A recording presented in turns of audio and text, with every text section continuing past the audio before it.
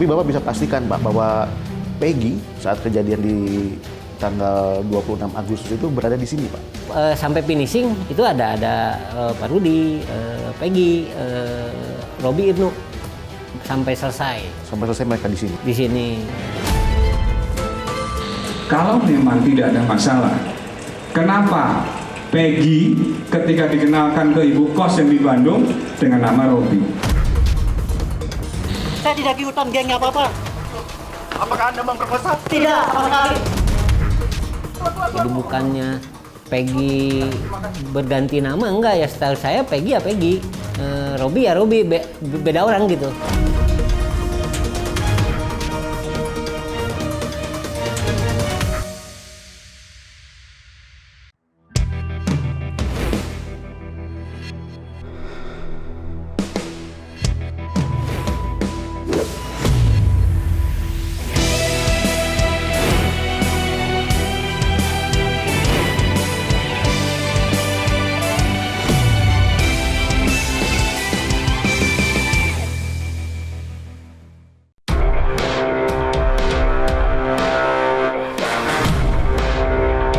Kasus pembunuhan Vina dan Eki hingga sampai saat ini masih menjadi perbincangan publik.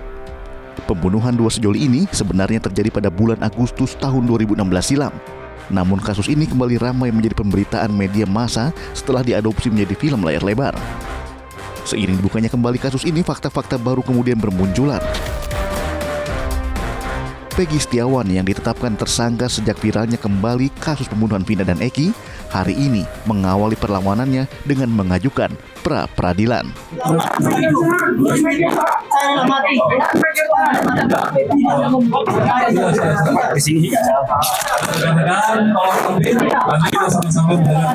Saya tidak bersalah. Keterangan yang tadi benar semua, Pak? Tidak, saya tidak ikutan geng apa-apa.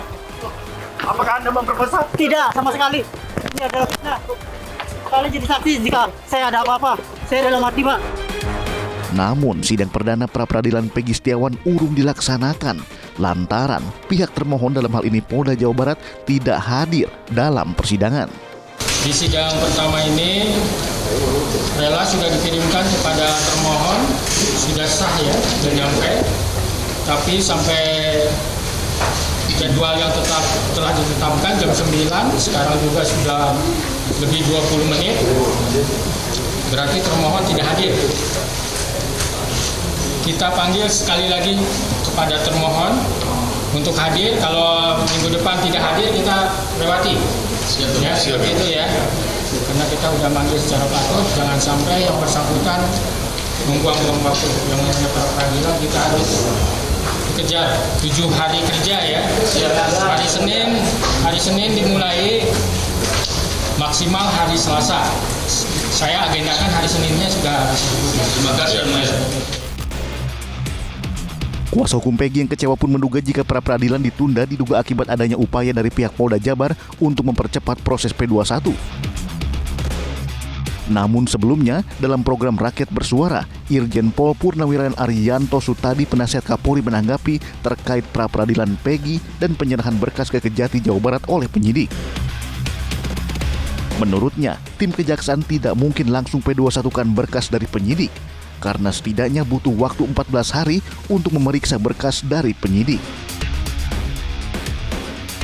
Irjen Polisi Purnawirawan, pernah Pak dilimpahkan langsung pada hari itu juga P21? Dalam pengalaman saya selama 50 tahun jadi polisi itu hampir tidak pernah itu. Begitu diserahkan langsung diterima ya. Oke. Karena apa?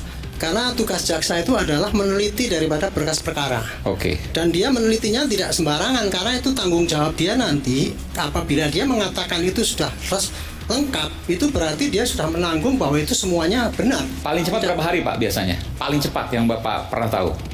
Saya tidak pernah tahu. Dalam waktu 2 hari? Pernah? Nggak pernah. Oke. Itu tadi disampaikan karena ada 14 hari untuk meneliti. Ya. Nanti kalau kekurangan dikembalikan lagi ke polisi untuk dilengkapi ini, misalnya kurang barang bukti ini, kurang saksi ini, dan sebagainya, ngasih petunjuk gitu. Jadi dalam hal ini saya kira Polda Jabar cepat-cepat memasukkan sana itu mungkin ya dia pengen cepat-cepat selesai gitu ya. Tapi bagi saya itu juga termasuk riskan juga, karena kalau tidak lengkap nanti malah dikembalikan. Bolak-balik gitu ya. Kalau untuk ngejar supaya tidak pra-peradilan, saya kira kok enggak ya. Jadi kalau dituduh bahwa itu supaya cepat-cepat disidangkan supaya tidak pra-peradilan gitu ya. Kan kalau pra-peradilan itu gugur kalau sidang berkasnya itu sudah masuk dalam persidangan kan gitu kan. Iya. Sedangkan kan masih ada waktu bagi jaksa untuk membaca itu dulu, kemudian bikin tuntutan dulu kan gitu kan, mengirimkan ke situ. Waktunya masih paling cepat itu kira-kira 2 minggu 1 bulan lah kira-kira baru bisa paling cepat gitu. Jadi nggak usah khawatir lah.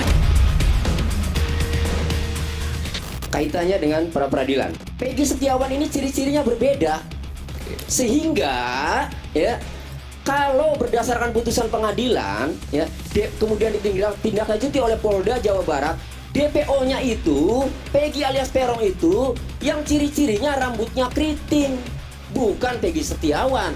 Sehingga kalau orang yang berbeda haruslah sesuai dengan SOP ya, manajemen penyidikan tindak pidana itu Perkapolri haruslah dilakukan pemanggilan dulu. Saya yang membuat perkap itu, dan seingat saya tidak ada ketentuan sampai detail seperti kayak gitu ya. Karena yang namanya perkap itu cuma rambu-rambu bagaimana cara misalkan bikin DPO itu, maka persyaratannya apa, administrasinya apa gitu. Kemudian harus ada bukti awal yang cukup dan informasi yang cukup, dan sudah dilakukan upaya misalkan mencari nggak ketemu barulah dibikin DPO gitu. Tapi kalau sampai harus pas itu dengan ciri-cirinya itu tidak. Kalau misalnya tidak pas dengan ciri-cirinya lalu kemudian harus diperiksa dulu. Tidak sampai kayak gitu. Oke. Di dalam pemahaman saya, DPO itu hanya sebagai suatu alat untuk bagi penyidik untuk menangkap seseorang. Itu yang pengumuman buronan itu Pak ya? Jaksa. Oke. Apa yang sukar dijangkau, makanya dia sudah datang ke tempatnya nggak ada gitu ya, dipanggil mungkin yang nggak ada, kemudian dibikinlah DPO gitu. Dan kalau memang dasarnya itu nggak lengkap, ya artinya kemudian data mengenai DPO itu ya pasti nggak lengkap. Dan apa-apa yang sampai di dalam daftar DPO itu tidak pasti persis dengan apa yang dicari itu. Bisa jadi beda. Bisa jadi beda. Okay. Karena itu penyidikan itu berkembang Pak gitu.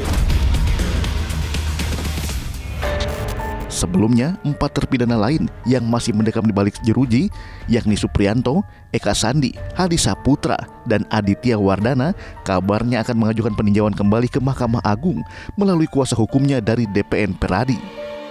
Sudah bertemu dengan para narapidana yang hari ini di LP Kebonwaru, dan mereka secara sukarela telah memberikan kuasa kepada DPN Peradi untuk mengurus masalahnya, mengajukan peninjauan kembali.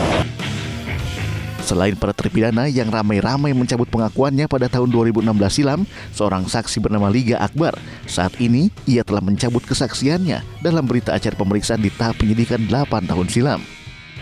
Pada saat itu, Liga Akbar mengaku tidak mengetahui kejadian pembunuhan Vina dan Eki, tapi tak seorang pun yang mempercayai kesaksiannya. Bahkan ia terpaksa menjadi saksi karena diminta oleh Ibtu Rudiana, ayah dari korban Eki yang hingga kini batang hidungnya belum juga muncul di permukaan publik. Peliknya kasus Vina yang tak kunjung menemui titik terang juga disebabkan oleh banyaknya saksi yang menjadi pro kontra dalam kesaksiannya. Salah satu warga Bekasi, Jawa Barat bernama Aep mengaku sempat menyaksikan peristiwa pembunuhan Eki dan Vina serta mampu melihat para pelaku di dalam kegelapan malam. Kejadian itu kebetulan waktu itu saya lagi di warung, saya lagi di warung, terus ada pengendara motor yang berpakai seragam yang bertulisan eksplisit lewat, terus langsung dilempari batu. Tuh di situ dilempari batu, terus dikejar-kejar tuh. Berhubung saya juga takut di situ, akhirnya saya udah langsung pulang aja. Gitu. Posisinya waktu itu Bang Aep di rumah atau dia? Di warung.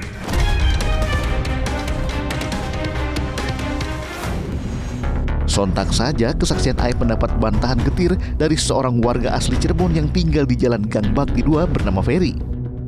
Gambarkan untuk pas Aep beli rokok ya.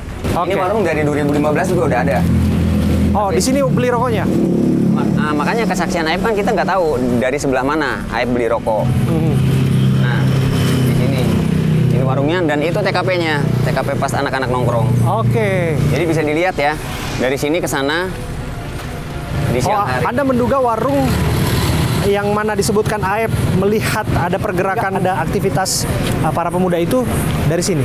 Karena nggak ada warung lagi. Kan ada yang di depan. Iya, makanya kan nanti coba, bukan, itu tutup semua.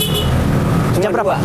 Jam 4 juga udah tutup. Jam 4 sore? 5, iya, maksimal jam 5 udah tutup. Karena lampunya nggak ada, Mas, nggak ada arus listrik ke situ. Jadi saya tuh menggambarkan kalau Aep beli rokok di sini, lalu ada korban Vina sama Eki lewat.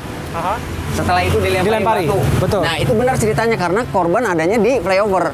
Dari sini lurus ke depan, belok kanan. Taman Sumber. Yang itu.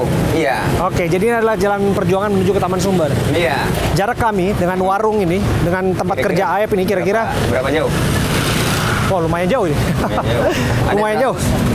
Ini lebih dari 100 meter ini. Nah, siang hari aja nggak kelihatan kan? Ya, betul, siang hari nggak kelihatan di tempat ini. Siang hari aja secara kasat mata memang sulit untuk menjelaskan. Yang di sini saya nggak ngomong ke 7 terpidana ya, Mas. Yang saya bilang itu Aep melihat jelas itu Peggy, dan setelah lewat 8 tahun Aep masih kenal Peggy.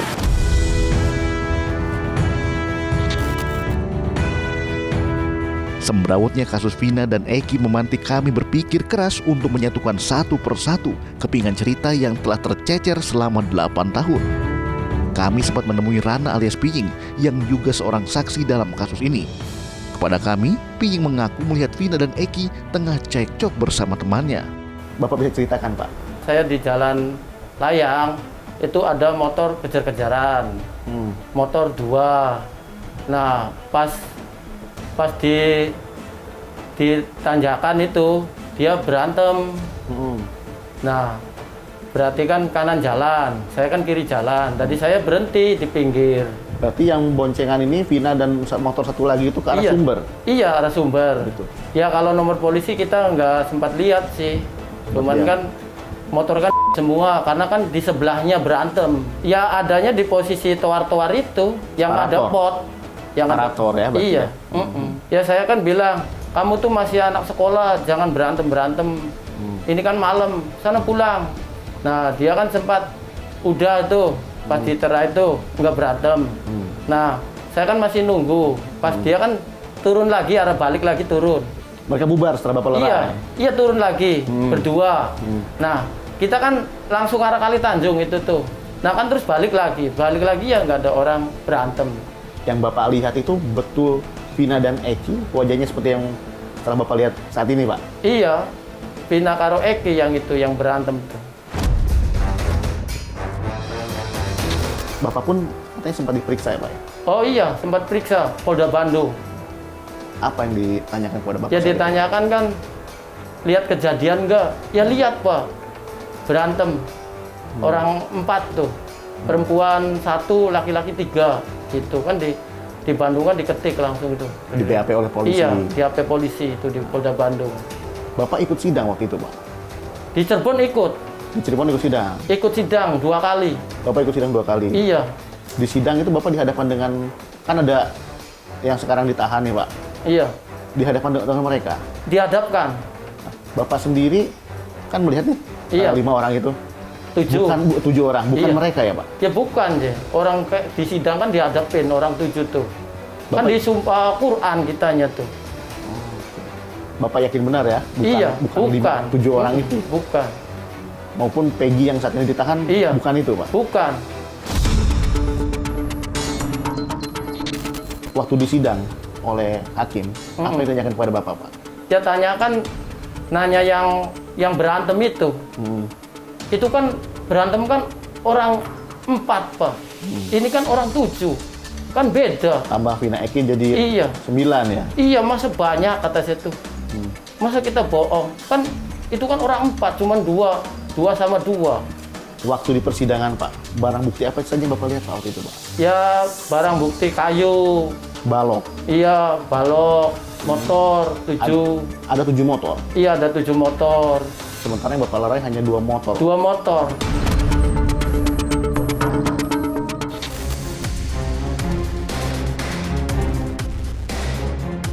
Sementara itu, rekan kerja Peggy Setiawan yang bekerja sebagai kuli bangunan Suparman dan Ibnu memberikan kesaksian bahwa pada saat peristiwa tersebut, Peggy Setiawan tengah berada di Bandung. Jadi Mas Ibnu ini adalah temannya Mas Peggy? Masih saudara sih. Saudara? Iya, sepupu. Oh, sepupu. Iya, kerjanya bareng. Kenek sama kenek, kuli bangunan. Kuli bangunan? Iya. Terus pada saat itu di Bedeng tuh ya, saya tuh sama Peggy, Robi, sama Ibnu ya.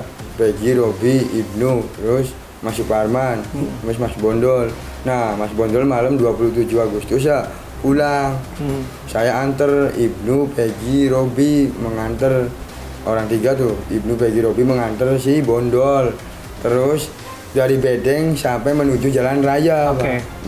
Jalan Raya, Bondolnya nungguin angkot, nganter sampai nunggu angkot. Pas Bondol naik angkot, saya pulang lagi. Bersama dengan Peggy? Iya, bersama dengan Peggy. Ke Bedeng? Ke Bedeng, makan. Itu tanggal 27 tidur. Agustus? Iya, malamnya itu. Tidur bareng di situ.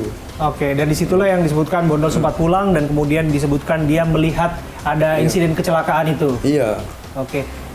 Apa yang menjadi bukti malam itu Mas Ibnu bersama-sama dengan Peggy?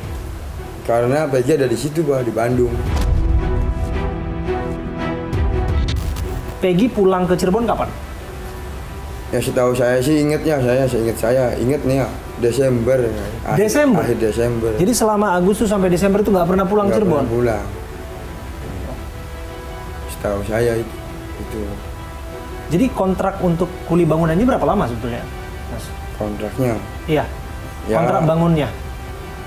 Ya 5 bulan sih. 5 bulan? Harian sih kan. Harian hitungannya kan, tapi 5 bulan tinggal di Bedeng, bangun terus ya? Saya sih harian, iya. Sama dengan Peggy juga sama, kan? Sama. Oke, jadi bisa dipastikan Anda dari Agustus sampai Desember bisa pastikan bahwa Peggy nggak pulang ke Cirebon. Anda juga sana, sampai Desember ada di sana? Ada di sana. Desember itu bangunannya kelar. Anda ada di situ juga? Ada, Pak. Sebagai kuli bangunan juga? Iya, Pak. Malamnya masih sempat lihat, terus saya bangun tidur jam sekitar 12-an, masih ada tidur ya. Terus paginya kerja bareng, ada pagi pas Bondol pulang ada bareng sama kita. Jadi tanggal 27 itu Mas Ibnu dan Mas Parman ada bersama dengan Peggy? Ada sama Peggy. Tidur di situ bareng di Bedeng. Paginya juga ada, Pak. Paginya ada. Ngobrol-ngobrol ada. Terus kerja lagi. Iya, ada. Oke. Jadi Mas Ibnu yakin dan percaya bahwa Peggy nggak bersalah dalam kasus ini? Yakin, Mbak. Enggak bisa, dia ada di Bandung sama saya, sama Ang Parman, sama Suarsono juga. Bondol loh, Mang Bondol. Siap untuk melakukan pembelaan terhadap Peggy, Mas Parman? Siap, Pak. Siap. Oke. Di lain pihak, polisi tak bergeming atas banyaknya kesaksian baru di kasus ini. Polisi tetap pada pendiriannya bahwa mereka tidak salah tangkap terhadap tersangka Peggy Setiawan. Kalau masalah kenapa kok Peggy itu yang jadi tersangka? Bukan Peggy itu, ya memang itu pelakunya. Kenapa Peggy itu yang jadi pelakunya? Karena awalnya misalnya, sebagai tanda awal, kalau memang tidak ada masalah, kenapa Peggy ketika dikenalkan ke ibu kos yang di Bandung dengan nama Robi? Buat apa? Logikanya aja. Kenapa mengenal anaknya dengan nama yang lain? Nah, itu juga nanti kelanjutannya ada di penyidikan yang nanti akan menjadi konsumsi di pengadilan. Kalau setahu saya Robi itu adiknya, Pak. Dan memang waktu itu bapaknya memperkenalkan memang itu Robi itu ya adiknya. Jadi bukannya Peggy berganti nama, enggak ya, setahu saya Peggy ya Peggy. Robi ya Robi, beda orang gitu.